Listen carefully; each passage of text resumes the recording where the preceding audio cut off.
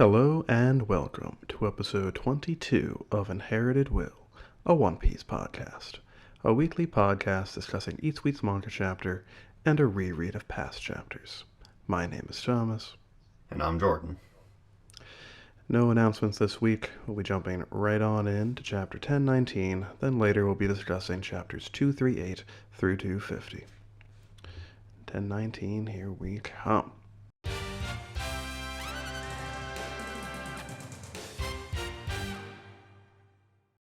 Got our cover page here, a nice looking color spread by Oda, cutting my work for the week down considerably. Feels good. Yeah, especially with how much color is in this one. Goodness. Indeed.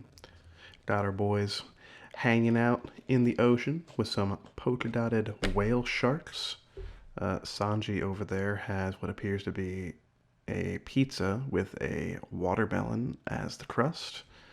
That's pretty delicious, probably. I guess it's a pizza. I assumed it was just a weird watermelon cut in that fashion. It's got something on it, though.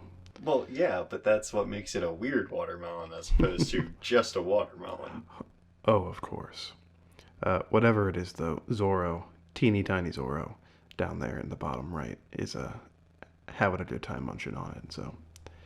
Classic Sanji, making good food. Yeah, everyone else is relaxing. Frankie's got a shirt that says "You can steer." What's not to like? Quite. He's got his whale hairstyle back. That feels good. Been missing it. It's the way it should be. Yeah, let's jump on into the chapter. We're back on the live floor. Queen here firing off what Sanji describes to be rapid-fire lasers, yelling "Shah" all the while. Classic Queen. This is probably one of the flashier fights we've seen. Queen's just showing off. Quite so. Sanji's impressed by the tech. He wants to give Frankie an opportunity to get his hands on it, but he also doesn't seem all that concerned by it. So I guess he's having a pretty casual time dodging these rapid-fire lasers. So good for you, Sanji. Proud of you. Speedy boy, this lad. Yeah, it's what he does best. Then we check in with Zoro and Miyagi and company again for a second. Not sure we could entirely trust this particular goat man as a doctor, because he seems to be giving this injection pretty irresponsibly, and Zoro is very worried about it. Yeah, very clumsy with the miracle medicine that he also forgot about. Like, this dude is not great at their profession. I'm sure that Zoro here would really prefer Chopper be doing it himself, but alas, he's still a teeny tiny boy that you can just barely see in the Squirrel Mink's hands down that bottom right panel. But, currently incapacitated. Gotta leave it to second choice, Mr. Goat. I wonder who Zoro would rather be giving this injection. Miyagi, proven irresponsible boy, or Sanji, who did a fine job with his bandages. Oh man, I feel like he'd rather not give that power to Sanji. You don't think so? You don't think Zoro would want to put that responsibility in the hands of a man who will clearly abuse the power? Yeah. I think he would bite his way out if he had to. Probably. Speaking of bad doctors, though, we check in with Luffy and the crew of Law on the following page. And it would appear that despite their captain being among the most talented doctors that we know of, that skill has not rubbed off on the rest of them, because they really just don't know what to do. Well, I wouldn't either, mind you. Like, I would not think we pulled this man out of the ocean. Let's give him some meat. Like, I think their line of thinking is pretty good, actually. Pills, injection, like, I don't want to mess up. Like, Well, sure. they aren't doctors, so like, don't take a risk. Thank goodness Luffy is somewhat conscious to give them the hint they need. Indeed, the hint of exactly what he needs in order to recover. Yeah. Classic Luffy. Good thing this isn't a bone-related incident he has here. Otherwise, he would need milk instead. And I'm not quite sure that the polar tank has a milk depository in there. You're betting they have meat, though? Like jerky or something? Beppo's a polar bear. They gotta have something. I guess that's true. There's salmon or something going on in there for sure. Maybe like a baby seal or something. I don't know. I don't know what polar bears eat. Then we pop into the Skull Dome, checking in with the Frankie versus Sasaki fight. Frankie's pretty pleased that the gifters have jumped ship, joined his side for the moment. And Sasaki here, apparently, I think they announced it at some point. I don't remember exactly how he knows this. But he says here, just because you're under the effect of enemy powers doesn't mean it's not treason. So apparently being literally mind controlled is not a good enough excuse in Sasaki's mind. This is one of a few things in this fight that is just kind of, I don't know, a little weird or over the top. Like that is to be expected from a Frankie fight for sure. But that line is, I don't know, it's a little out there. This dude's just needlessly mean. The Triceratops man just being a little bit unreasonable. But he's got a big hat, so I will forgive him. Frankie here comments how tough he is, feels as though he should have finished him off a number of times already. Sasaki mirrors that sentiment, and they get right on back into the tussle. Hoo boy. Transforms. You can see the V-shaped scar slash from I don't know exactly how long that was. Was that before chapter 1000, do you think? Oh my god, it feels like it. Oh, it's been a while since we've checked in on this fight outside of like Frankie reactions to announcements going on from the live floor. Yeah, those barely count. Quite. But he gets to be a large man. He's got a funky sword, calls it the Trick Mechanism Screw Sword. Little blades pop out of that sucker, and it's spinning. Not good. Not good for your boy Frankie. Very dangerous. Frankie is a little bit concerned, refers to it as a freaky sword, but he's not going to back down. It'll be okay, says Frankie, more or less. Yeah, he's got pals on his side now. Pals that he immediately sends away. They're like, hey, want help? And he's like, nah, I'm good. Yeah, like he is also feeling quite confident here, and you know, I'm here for it. It's good times. Quite so, no doubt about that. Sasaki's also pretty pleased that they're leaving, and he shows off the the most iconic power of the Triceratops that I can think of. His frill, I think that's what that bit of a Triceratops is called. He just starts spinning fast enough for him to fly. That's a power. It's called that thing. Quite so. Frankie, notable paleontologist, knows all we need to know about how dinosaurs work. But he wasn't expecting this, apparently. This is the one thing he didn't know. Yeah. Well, you know, he doesn't get to see him this close up all that often. Indeed. I think it's pretty wacky that Oda went out of his way to change the design of page one's Spinosaurus form to be more in line of like a recent discovery that had been made shortly after he was first introduced. But this this is fine. Well, this is the hybrid form. So like the spinning neck part is just a natural power of this man. Oh. Well, I don't know, because on the following page, well, not the following page, 2 pages from now, he says, this is what a Triceratops does. So, default power of the Triceratops, apparently. Yeah, like, is that just Oda's universe? Is that to be, like, we just accept that? We've never seen another Triceratops, I don't think. So, like, I don't understand. Well, Jordan, we don't even know if modern science could even disprove that the Triceratops could do this, even in our reality. So I think that Oda just has a little bit more inside knowledge on the way things were back then than the average schmuck doctor paleontologist. Yeah, there's probably been like 4 research papers out there about it, but they're all locked behind a paywall, so no one's read them. That's probably what it is. But yeah, Sasaki appears to have created the power to fly by spinning his frill really, really fast.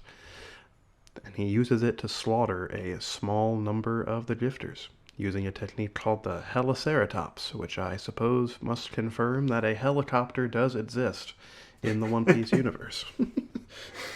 Um, yeah, because, well, I think helicopter is not the kind of word that a lot of people think it is. People think that it's like hella and copter, but it's actually helio and ter, like pterodactyl, I'm pretty sure. Oh, I learned something today. Turns out Oda knows the English language a little bit better than I do. Well done. Um, Frankie here, concerned about the lives of his new pals.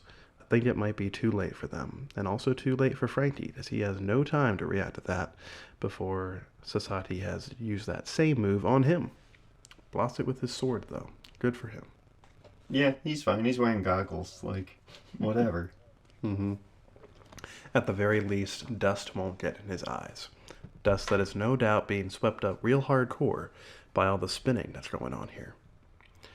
Good pre-planning there, Frankie. Well done. Always thinking. Quite so. It looks like Frankie deflects the slash move into the wall. Made a comment about how he wasn't expecting an aerial battle. He didn't bring his jet boosters or whatever, I guess. Then on the following page we get that line I mentioned a bit ago. This is what a Triceratops does. Of course. Duh. Yep. Yep. Everybody knows. Frankie's ready to agree with it, so I Yeah. am too. He's just like, wow, that's pretty cool. I had no idea. Then Sasaki here preps a new attack. Frankie prepares to guard against it using classic move General Shield, aka I'm going to hold up my arm and hope for the best. Yeah, it's a good move. Quite so. Classic Frankie. Oh no. Sasaki here is, according to Frankie, spun his propeller in the wrong direction, sending himself scooting backwards. How embarrassing. Yep. How could he do that? How could he mess up that bad? He didn't mess up. He says right here, runway space acquired. He was just backing up to do more of a run up to increase his momentum. I'm willing to give the man the benefit of the doubt. But how do you do that on accident? How does that happen? Is there something messing with his system? Does it does it need to do 1 in reverse every 5 that he does forward? What's going on here? I think the man just goofed. He just got all hyped up about talking about the powers of the Triceratops, and he... He got lost in the sauce of a Triceratops? Okay, Yeah, all right. exactly. We've all been there. Yeah, I mean, I can't say I haven't been, so I'll give him this one. But using all that additional space he created for himself, he has more room to run, more speed acquired, powers off a bullet Triceratops move with great force. And then Frankie says another wild thing. Uh-oh, he's gonna set off my shoulder-loaded rockets? Like, what? This man is hitting him in the arm? And then his shoulders are gonna, what? Yeah, I don't really understand how the arm smack had a chain reaction all the way up to the shoulders. But I assume that the General Frankie is just wired weird. The controls to it are just right there on the arm, I guess.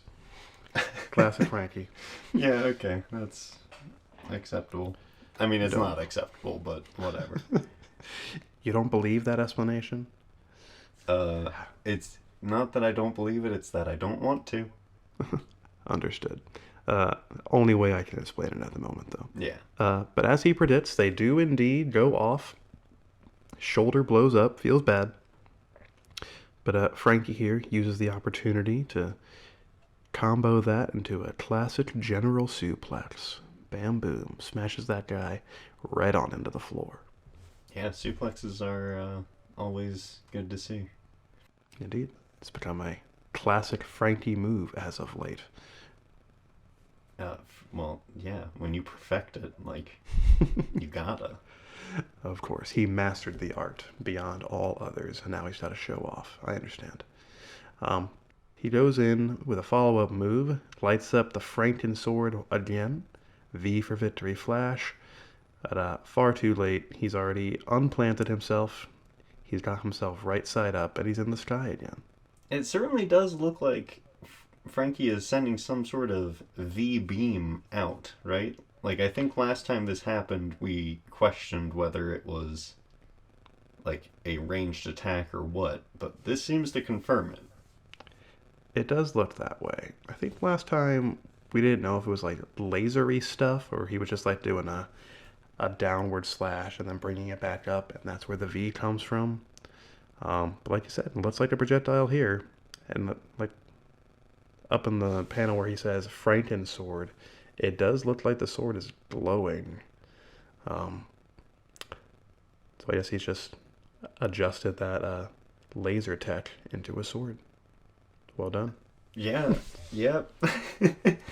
That's pretty cool. I don't know if lasers work that way, but I don't know if Triceratops work that way, so, who am I? Frankie's the scientist here, not us. I trust. Exactly. But yeah, Sasaki has dodged it. Frankie's a bit bummed out about that, but he understands it's because he's not actually a good swordsman. Who could have expected this outcome? He's so humble. I'm sure at the end of this arc, before we go into whatever the next one is, Frankie's power up of this arc will be him asking Zoro to train him as a swordsman. And Zoro will be, unbeknownst to him, creating yet another rival for himself for greatest swordsman in the world. Once he gets past Mihawk, Frankie will be right there at the peak of the mountain waiting for him. General Frankie specifically. That way it can be like a 2-stage Final Fantasy final boss. Oh, there we go. I like that idea. Frankie is the Sephiroth of the of the One Piece world. Understood. You heard it here first, folks. If you put the right liquid in there, you could probably get Sephiroth hair. I guess it's like Genova's blood or something. Yeah, he just slaps that into a bottle, puts it in his chest cavity refrigerator, and bam, boom. Yeah, maybe some of the live stream itself. I don't know. I don't know where he would get any of that, but we'll hook him up. I'm sure they have got that on like One Piece eBay or something. But before that final boss fight can happen, he's going to have to replace his sword because Sasaki has sliced it in two. Gachank, it says, as it falls apart. That's no good. Yeah, Frankie specifically says that it snapped, which could just be a translation thing, but like, I don't know. To me, snapped indicates more of a blunt force as opposed to a cutting force. Agreed. I mean, it's not. I have a hard time calling this a slash either, because it's like a weird spinny sword, kind of like what a Mr. One back in Alabasta had a move kind of like this, where he like turned his arms into like circular blades and like spun them real quick. Yeah, that's true. I had already forgotten that it is a spinning sword. There's so much other stuff going on. Indeed. This man's got a lot going for him. Yeah. Frankie decides that, well, don't got my sword no more. Time to pull out my ultimate last resort, which turns out to not be that. He's a dirty liar. But he says it is for the moment. It also seems that they're almost back at the live floor. Wonder if that's going to matter. Yeah, I mean, it's gotta, right? You can't just introduce that and then not have a payoff. Agreed. But does that mean Frankie, after this, is going to join in one of the fights happening on the live floor? At the end of this fight, we see that, the the Frankie Shogun is pretty badly battered, but Frankie himself is like totally fine. Yeah, I don't know if he'll join in a fight necessarily, but he could. Well, I mean, if it was a smaller fight, sure. But I don't know. Maybe he goes and helps protect Tama and Usopp and Nami. That could be, but I think by this point they're already fleeing away from the live floor, so he'll have to catch up with them. But if like Sanji says, "Hey Frankie, Tama's in danger, go help her" or something, that would at least give context for how or why he would go and do that. Yeah, and him coming up from behind would not be a bad thing, like tactically. That's true. Maybe he'll just notice out of the corner of his eye as he's running through here all the lasers happening, and he'll just like hide behind something until Queen is finished off, and then he'll sneak on in, gather up all the laser tech, and then he'll go somewhere and attach it to himself.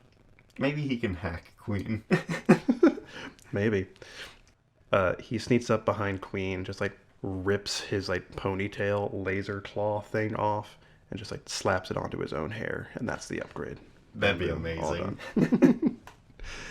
Before any of that can happen, though, your boy Sasaki tries another Bulla Triceratops attack, but he gets himself blasted high into the sky by a classic general cannon.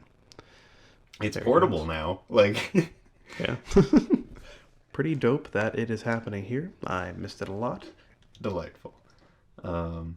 Yeah, I'm glad to see the consistent damage on his shoulders, and you can see like the tube connecting his forearms to really just ground it all, make it all make as much sense as possible. I'm amazed that he still like needs that in order to use this move. It's like the exact same thing that he used even pre-time skip to use this attack, and still necessary. Well, that's true, but this is also the general Frankie. Like, that's got to change it somewhat, right? Oh, I'm sure this is a stronger version of the move, but in the pre-time skip, he used that exact same like T-shaped connector thing in order to like combine his arms to be able to use the move. I'm just surprised that it's still a necessary component to the attack is all. Well, right, I understand, but like, how else would you do it? I don't know. He's got a. I don't remember if he used it with the general Frankie or not. If this was just a ability of default Frankie arms, but he can just do the coup d'event with one hand now. So maybe. Okay, well, yeah, if that translates to General Frankie, then yeah, I see what you mean. Just a little strange. Pleased to see it, just as kind of like a throwback to the way he used to do it. Just kind of surprised. But oh no, Sasaki still isn't finished off by his ultimate last resort. Oh dear. Yeah. Seems like anger is keeping this man conscious. Yeah. Dinosaur literally too angry to be blasted away by an air cannon. I'm pretty sure that's how it goes. Yeah, that's the headline. He is blasted in the sky, though. Decides, all right, here we go. Guess I'll take us both out with this special move called the Magnum Ceratops, which I guess is just the same thing, but with more distance and from a higher vantage point. Think he just made that one up on the fly? Yeah, it's all about intimidation at this point. Pretty much. He uses it to blast his body, blades and all, into General Frankie. Frankie does tank the hit. Kind of looks like he's being smacked in the face in the panel, like where we see the impact actually happen. Yeah, yeah. In the next panel, it doesn't look like that, but Frankie has ejected himself, legs high in the sky. Yeah, quite wisely. Indeed. Fires off a big ol' Frankie radical beam. Hits Society right in the tumby. Yep, the perfect finisher with his, yeah, like you said, his legs askew, looking as Frankie as possible, showing off his goggles in that last little panel. Indeed. Lovely stuff. Feet in the sky and spread as much as they can be, given the circumstances. Fires off that beam. Goes right through him, explodes behind him. he falls down. Think that's Yeah. the end of the Triceratops lad? Oof. I don't know, because he's in his hybrid form, which is like probably pretty tanky. He's taken a few hits for sure, but like we can't really see what's happening to him. He looks pretty burnt up. He does. And in the panel on the left there, where he's like upside down, you see a zoom in on his face. His eyes are all whited out, but they were that way on the last page too before he Yeah. got back up. My guess is yes, this is probably the end of this fight, just based on the length of the Jimbei fight that got like the majority of 2 chapters, and this is the second basic chapter of the Frankie thing too. Um, but I guess we didn't really see the aftermath of the Jimbei thing either, so that could still go on, but I think that both of these are probably done. It'd be cool if we got more, of course, but yeah, I'm not holding my breath. Quite so. Thoughts on this fight overall, then? It's a pretty good fight. I would have rather seen like more tactics out of Frankie. But You just want tactics out of everybody these days. Mm-mm-mm. well, it's my favorite. So what? Um, but he was always kind of like reacting, and he reacted really well. So I'm pleased overall with the fight. I'm overall pretty pleased with it too. I was getting some serious Kaku vibes from the way Sasaki was behaving here. How Mm-hmm. like with Kaku, he like accidentally pulled in his neck too much and his legs extended. Similar vibe to him accidentally propelling propellering himself backwards. Um, but a little bit. I'm not going to say I'm disappointed. I'm just surprised that for the most part, we didn't see any like new tech from Frankie in this fight, considering right before the crew split on Zoe, he said he was going to build anti-Kaido weapons, and I wasn't expecting him to actually build anything that was effective against Kaido. But I was expecting something fresh, and to the best of my memory, we didn't get anything. Yeah, that is a disappointment, but I think the statement from Sanji earlier is, well, was more than just foreshadowing of the rest of this fight. I think, as we said earlier, like Frankie's probably going to get his hands on something from Queen. So he'll get an upgrade. It sucks that it doesn't flow with the story as well as it could, but it's something. Agreed. And the only other thing I have to say is that I'm happy we're getting fights at all, right? I wasn't expecting anything more than like 2, maybe 3 chapters per character. Um, but at the same time, I think that the length of these fights does them a bit of a disservice, just in the sense that these are, in theory, the strongest opponents that these guys have had to face up until this point, except for maybe the Jinbei thing. We don't really know who Jinbei has fought in the past, so who knows if who's who stacks up against those guys. Um, so it would have been nice to see a little bit more of each fight, just to kind of flesh out the struggle a little bit more. Um, but that's a small complaint because I'm just happy that we're getting anything. Yeah, yeah, we could probably go to almost any arc and say the same thing, right? Like we would always love to see more of the fights, and we know Oda has said himself that he would love to give us more, but there's just there is not the time in the day to do it. I just wish there was. But yeah, aside from that, pretty satisfied with the Frankie stuff. Frankie's always fun to watch. Big fan of this lad. I'm glad to see he's getting a bit of shine. I know I say this often, but this is going to be so good in the anime. Even though I don't watch, like, eventually I will go back and hit these high points, and this is definitely going to be one of them, because it's lasers and spinning things and goofs. It's good. Indeed. The fights in particular are always really fun to see in the anime because this is where like the literal motion is. So Yeah. Oh yeah. it's really been knocking it out of the park the last few episodes. I don't know what's going on with them, but well done, Toei. Then we finish off our chapter back on the rooftop of the Skull Dome, checking in with Yamato and Kaido for a couple pages.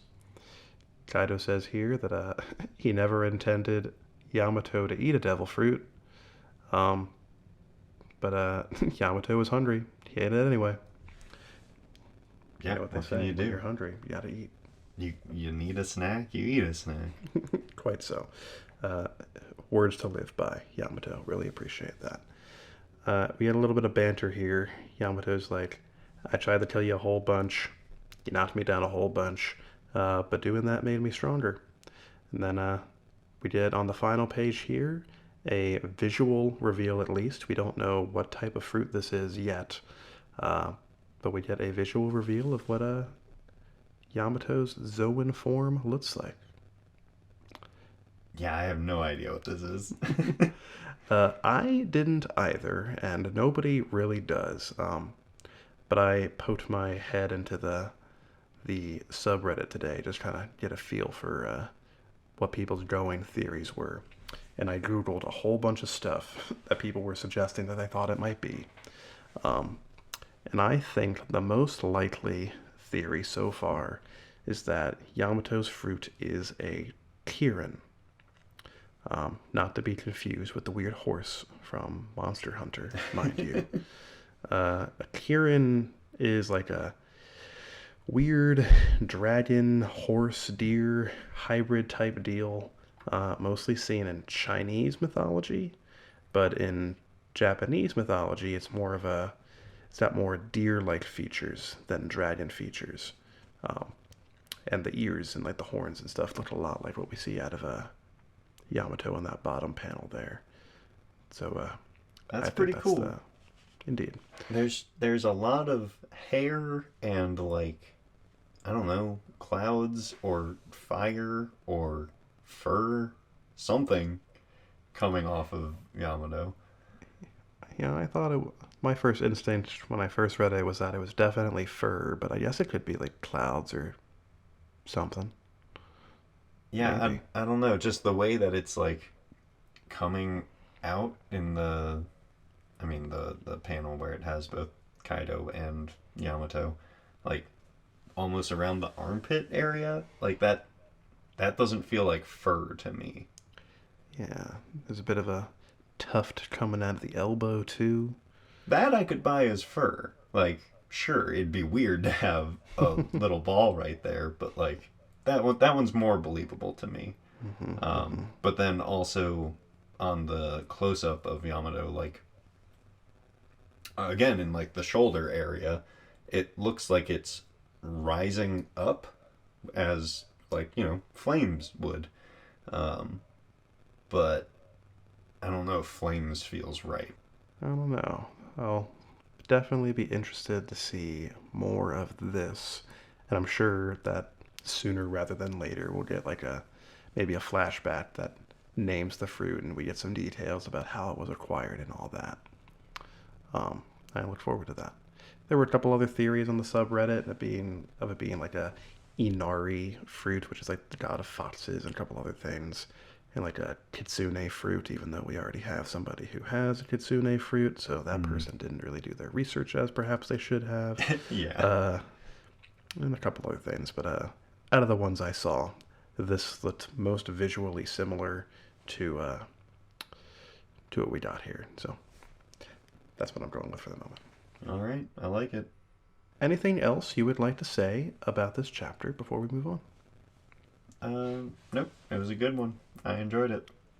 Agreed. There is a break next week. I read somewhere that it is because Shonen Jump itself is on break due to the Olympics, so the next chapter won't hit until August 1st. Got another break, but that's too bad. All right, that takes us into the reread segment. Here we go.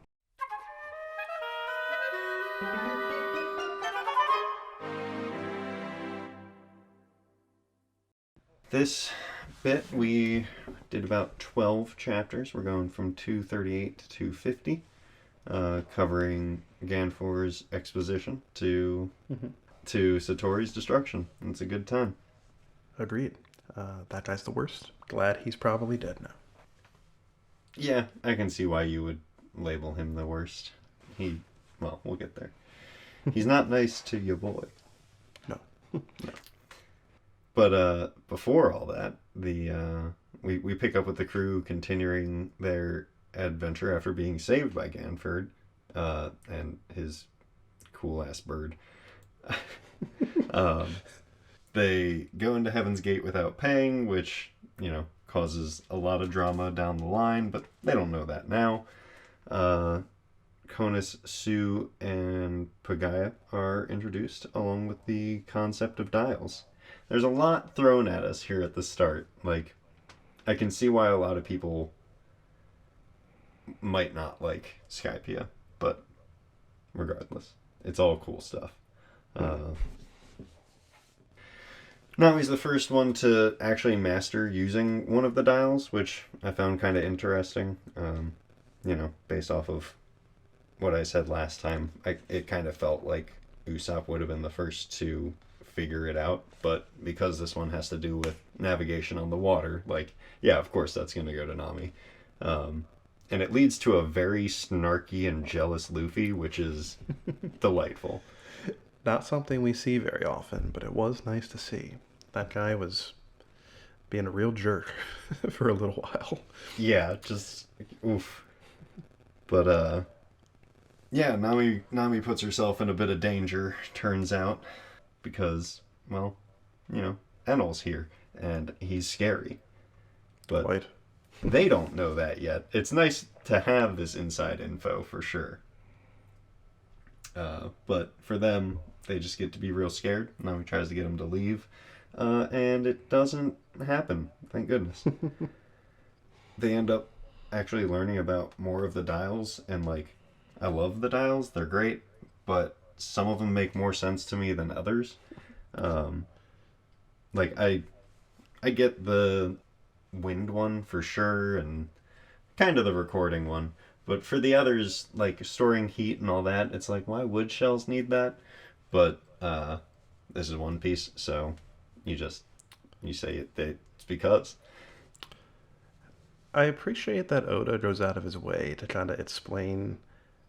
It's fake science. He made it up, but to give an explanation for why Sky Island could exist in the first place and support life. Mm-hmm. Where he's an active ingredient, sea prism stones or something. It's blasted into the sky with volcanoes long ago, and that's why we got different types of clouds. Because it's the amount of density of the water that was absorbed into it or whatever.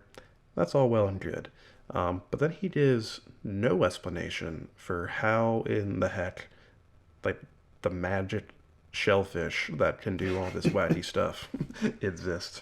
Is it also just because of weird sea prism stone stuff? Is that stuff radioactive or something? Yeah, I don't know. The White Sea is an extremely unknown environment. So, who knows what sort of factors played into these things evolving over the course of their time in the sky.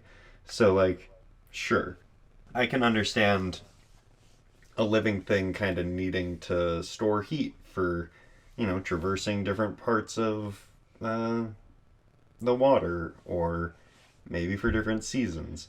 But You mean the clouds? yeah, the clouds. But what about the other ones? Yeah, what does a shellfish need to record audio for?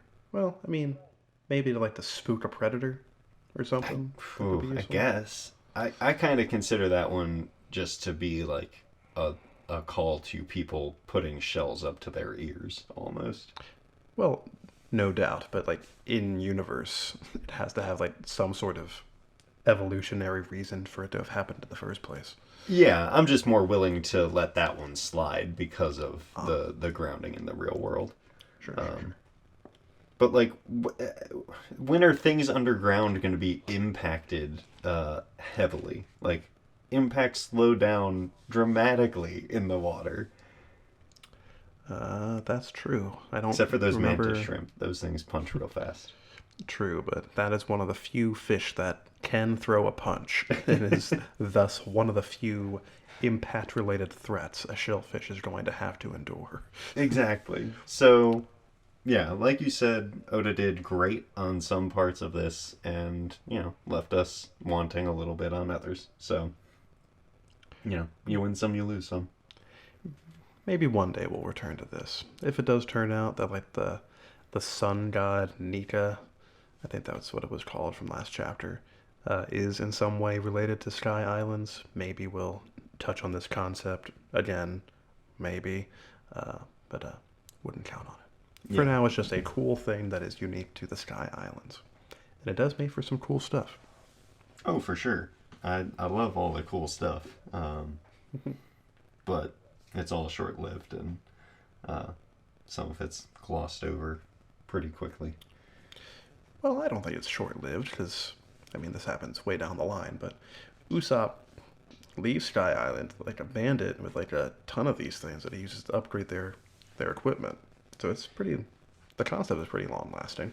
I don't know the last time that a dial was actually mentioned in canon. Last time it was probably mentioned was right after Nami pulled out her previous form that Climb attacked. Um, yeah, even after she got back from the 2 year time skip, I would assume that some of the upgrades into her, like the witch climb attack or whatever she called it, was probably dial related because she made it on a sky island. Um, but I don't think it was mentioned by name at that time.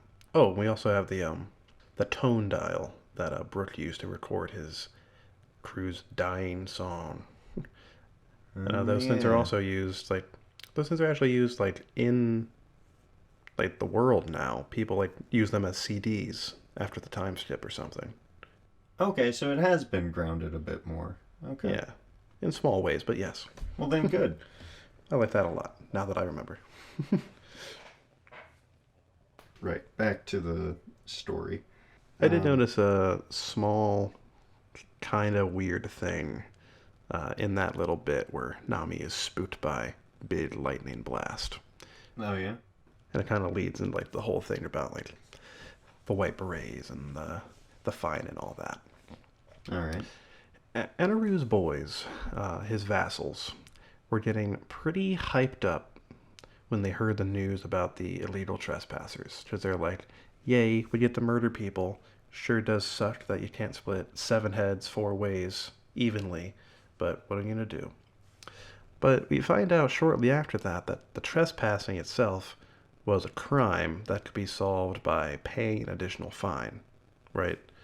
Luffy Yeah. and company had to work their way through like 5 tiers of crimes before the vassals had to get involved. So it makes you wonder if like the purpose of the high price of admission and the subsequent 10 times fine increase uh, is kind of designed to get people stuck in like a chain of crimes like what happened to our boys so that the vassals have to get involved, um, kind of forcing people into a situation where they have to pay a small fortune and continue funding Enaru's operation or get killed by their elite for their amusement. Kind of a win-win scenario. There's no doubt in my mind that that's how it is. Like they see it as more of an expectation that they will end up killing someone because no one can afford the fines. Like Mm-hmm, everyone is mm-hmm. living in a police state down there. Like it is awful. Yeah, it's no good being on Skypeia right now. It's a rough go for everybody down there. When just saying the wrong thing to get you lightning blasted in a way that creates a enormous crater where your house once was. And probably your neighbors too. Yeah, I was gonna say you and everyone in like a 10 to 15 foot radius. Mm-hmm, mm-hmm. I think that's like, with the possible exception of crocodile sandstorms, I think Enaru's long distance lightning blasts are the largest scale move we've seen in One Piece so far. Scary. Yeah. Scary stuff. Yeah. He is imposing, to say the least. Mm-hmm. And he's got long earlobes. Yeah. But the crew ends up being, top tier criminals in a matter of seconds, for one reason or another. Probably because that is how the system is designed. Indeed. But they don't care. They're pirates. They do this all the time. So Quite. so the crew gets split. Zoro, Nami, Chopper, Robin get carried off by another lobster. This one with God written on it, if I remember correctly. The God Lobster. I love it. That's terrifying. They get carried off to the sacrificial altar. Luffy, Sanji, and Usopp are left behind to take the slower route, which is the best. The best, huh? Yeah, they just get to have a good time. Well, it introduces A good time, he says. it introduces good conflict. Like, That's true. it would not have been as good of a fight with Satori if they would have had like a fast boat. It would have been way more. Well, I guess he could have done it differently, but I don't know. I liked the combo of the slow moving boat and the randomness of things exploding and snakes and all that. Like it's a good dichotomy. Indeed. And Satori could have just blown up the boat at any time had he wanted to. So I think it says a lot about the guy that he likes to play around and like kind of give his enemies a chance of sorts, turn it into more of a game than an execution, which is what it's meant to be. So good on you, Satori. Right. Like he said it's got a 10% survival rate. So like yeah, he does let people go. So, as much as he sucks, he's a man of his word. Indeed. Good on you, Satori. Still haven't forgiven you for like nearly murdering these three guys. But, at least you've got a sliver of honor in there, I guess. Yeah, sure. Yeah, that whole fight, I think, starts around like 246, and that's actually where I feel like the arc overall really gets going. Like before that, there's a lot of exposition, a lot of like the dials and character introductions, and here's the laws of this land, and here's the vassals and that system and all that. But then like 245, 246 hits, and it's just like, all right, we're getting less words per chapter, more punches. The flow starts to sort of pick up again, and yeah, it's I don't know, reinvigorating. It's good. Indeed. Every arc has to start with like its little exposition bits to kind of set up what we're here for. And Skypiea takes its time a little bit more than some because it's like its own little world up there. You gotta explain literally how everything works because it's so different from the Blue Sea. Um, and as a result of that, it can feel like we're a little bit aimless for a time. Because, like, for example, they show up on like Water 7 after this, and like, all right, we know our goal. We gotta go find a shipwright, get the merry-go fixed, whatever the case may be per arc. And this one, we don't really get that until they start causing trouble. And once we actually get past the setup bits, that's where we really start cruising. Oh yeah, yeah. It's like I said, it's already started, at least in my opinion, and like I know that there are plenty of moments in this arc where it just rocks. So I'm looking forward to those. But we do get some like really good stuff here as well. We get this introduction of mantra in like a combat sense, which is observation hockey. So like yay, good, cool. Yeah, that it works pretty much exactly as it does, even in like modern hockey times, aside from like the advanced stuff where you can like literally see the future. But Satori uses it like exactly as Luffy and company did up until recently. So that's pretty Yeah, good. it lasts a long time. Uh, and it never really, in my opinion, felt like it needed to go beyond. I'm cool with it doing it. It's interesting, but like I don't know. It's a good power. Indeed. And it uses it to great effect and really roughs up our guys. Yeah, puts them even further into the underdog state. Uh, Quite yeah, so. right off the bat. That that impact dial is like really powerful, and Oda draws it to really look devastating. All that blood coming out of Sanji's mouth when he takes that hit to the Oh chest. yeah, Oof. well, yeah, especially there. But there's a lot of situations here where there's just like blood coming out everywhere. That bit where Satori sends the ball cloud towards Usopp when he's like up there giving Sanji's directions, and Usopp freaks out because he thinks it's gonna blow up or something, and it turns out it's just a flower. All very funny and such, but then when he falls, it's like really brutal. He like looks really messed Oh up yeah, by that fall. many angles that body parts are not supposed to go in. Poor Usopp, he really has it rough in this little bit. Yeah, he almost always Poor guy. does, but like for some reason Oda was feeling graphic in this time. He certainly was. So after Sanji gets messed up by Satori, we see a flashback to the crew's decision of what to do with the whistle that Ganfer gave them for free, Yeah. and that's a really enjoyable time for me for two little bits in this like 2 page spread. I love Nami calling out Robin, Zoro, Sanji, and Luffy as not being able to blow the whistle. Um, Mostly because they're too strong, but also because she pointed out Luffy just wants to blow it to see the guy again.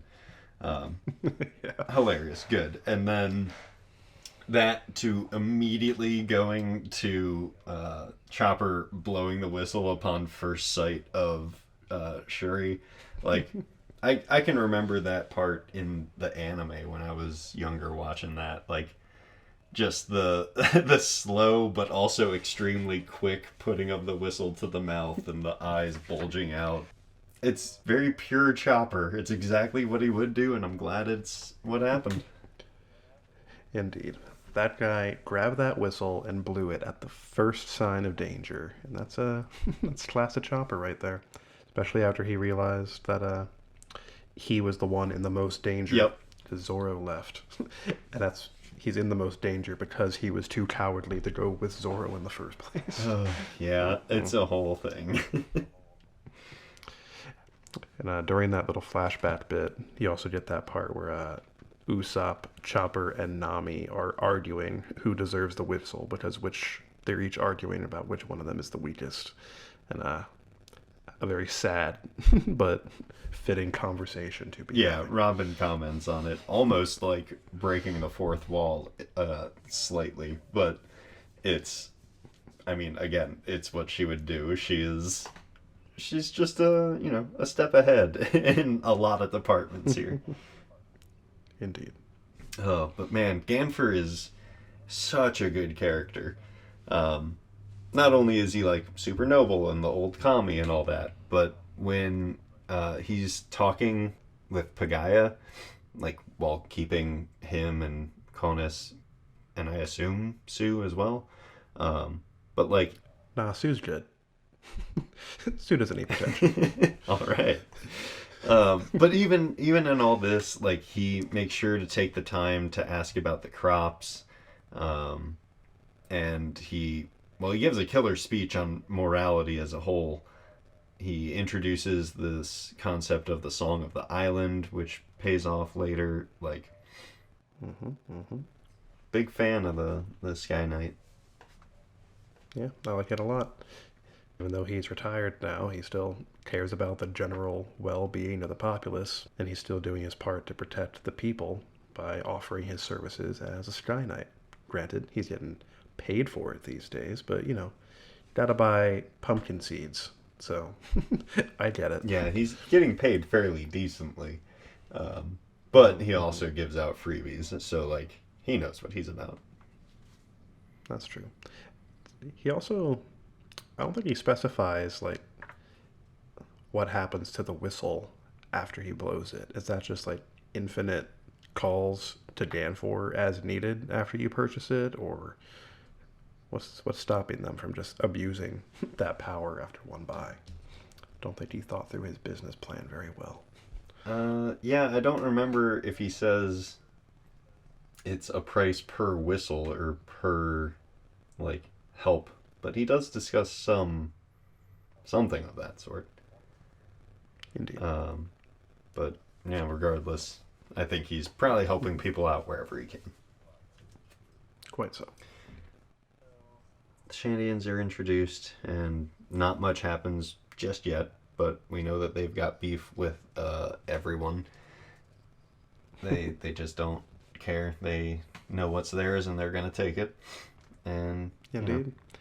Fine, cool, I respect that. And then Shura gets an easy triple kill. He takes out Old Man Kami. He takes out Chopper. He takes out Pierre the bird. Probably takes out the Mary if we're being honest. Yeah, drowning people sure is fun, huh? It was easy for him. He really only had to do one. Yeah, and the rest just kind of fell into place. Yeah. So he's fine. He's doing great. He barely is damaged. And then suddenly there's a dragon in the ball challenge, which, as it turns out, is actually String Challenge 2.0. Indeed. But that's on the down low. Don't tell anybody. It ruins the challenge. Yeah.